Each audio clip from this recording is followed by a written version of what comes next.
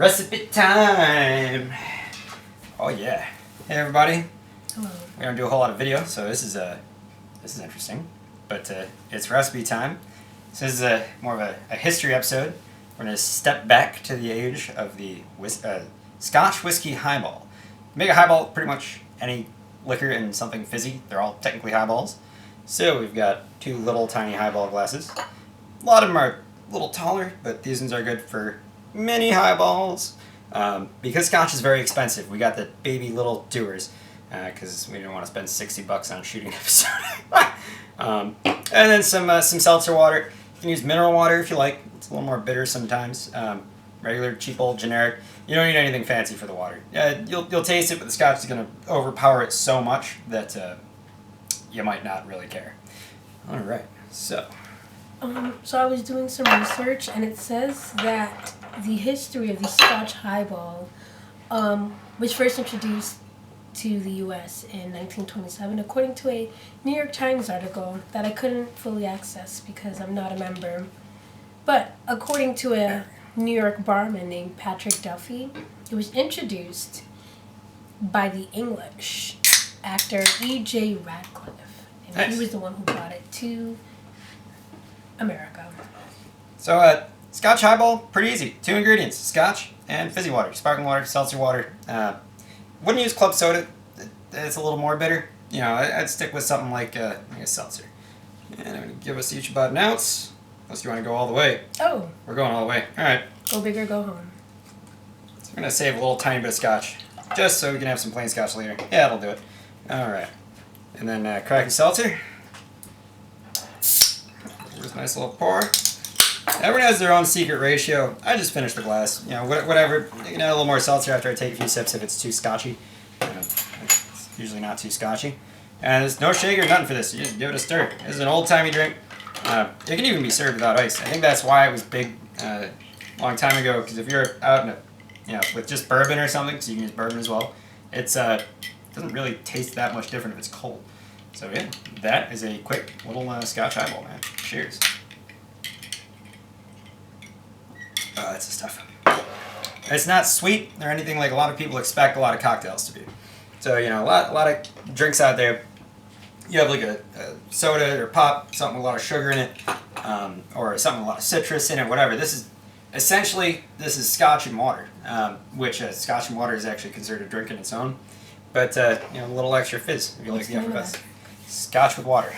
A lot of people add to whiskeys, whether it's Scotch whiskey or bourbon or anything like that, especially really expensive ones, they add a little water to it, whether it's a couple drops or a lot more of it to bring out the nose, they call it. It really accentuates the flavors and sort of kicks them up into your face a little bit more, so you can smell the whiskey better, supposedly taste it a little better. You know, it's sort of a tactic that a lot of people use. Plus, then you're not just drinking straight up bourbon by the glass.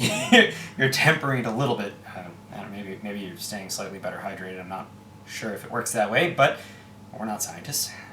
Yeah, man. So that's recipe number 1. Gonna try and jam in another quick one because this was a really quick one. We're gonna do the Tequila Sunrise, everybody. So not a winter fall drink at all, but this one is. The Tequila Sunrise is more because I prepared another batch of fresh grenadine. The grenadine recipe we work with is real easy. It's half sugar and then so equal parts of pomegranate juice, then some pomegranate molasses, which is kind of tricky to find, but very often it's in like the Middle Eastern food section. It's used for some stuff like that, like I think Moroccan cooking maybe. And then the other weird ingredient that you have to get your hands on is some orange blossom or orange flower water.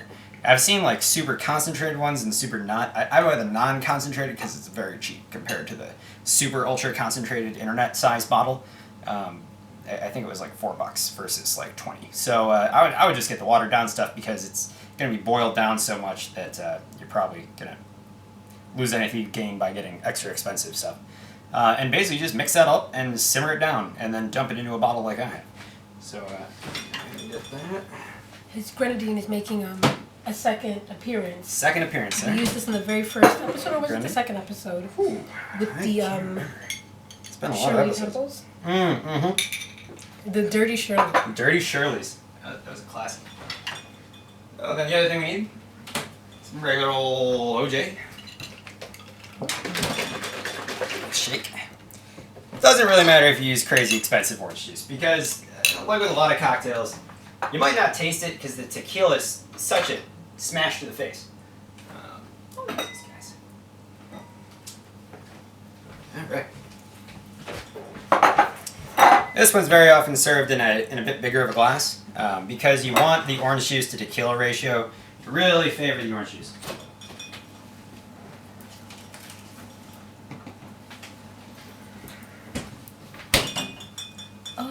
I did not know you were using a different glass for it. I like these ones because they feel more tropical. Okay. They're not. I think they're beer glasses. But the globe shape looks kind of cool with some bigger drinks. Have a higher fluid volume to work with. All right, so the trick to the tequila sunrise, in my opinion, is really getting that sunrise, sunset sort of look to it. So the easiest way to accomplish that is we're going to start with the tequila. Give that a little dump right over the ice so it chills better.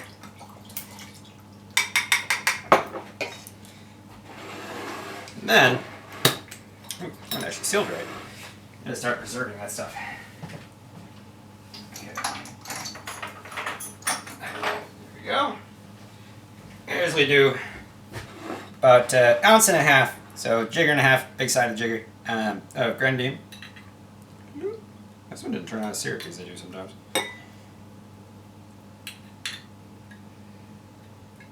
Oh, went a little heavy. Okay.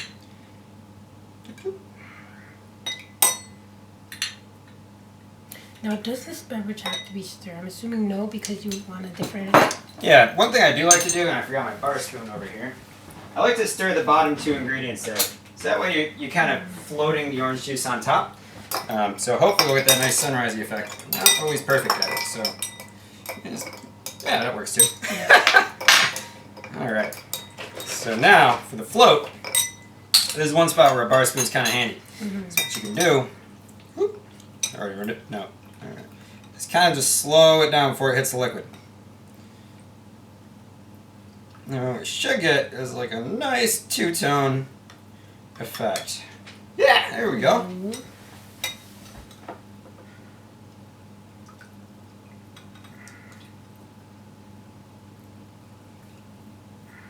I see it. Bam. Alright. So there we go. Because the grenadine's trapped in the bottom, it's not quite as dramatic as it can be in a perfectly round, even glass, but that'll do it alright. That's for sure. And I do like to stir them up a little bit before I drink. So let me get that straw on mine. But when you're serving it to people, it looks kind of cool if you leave them a little separated, you know. People like that sort of look on the tequila sunrise. Like when people do the foam on the coffee. Yeah, yeah. And you wind up sucking it up anyways, and that's the way it goes. Alright, man. Cheers, tequila sunrise. It's totally out of season. We need the vitamin C. Who's kidding? Oh, yeah. That's tasty. I can't even taste the tequila. This is like the total opposite of the whiskey highball, where that's like a dry, like, old man cocktail. This is on a beach somewhere, you know, at a tiki bar. I think it's considered a tiki cocktail. I should have looked up the history of the tequila sunrise. Can't recall it off the top of my head. Oh, and the grenadine recipe, by the way, completely 150,000% stolen from How to Drink on YouTube. Strongly recommend that channel. You can learn a lot about general drink mixing skills, how to make a lot of your own mixers, things like that. So shout out if for some reason he ever heard this, blanking on his name, but wow, amazing video there for like home bartending. Citing resources. I love it. Professionalism only. Cheers, guys.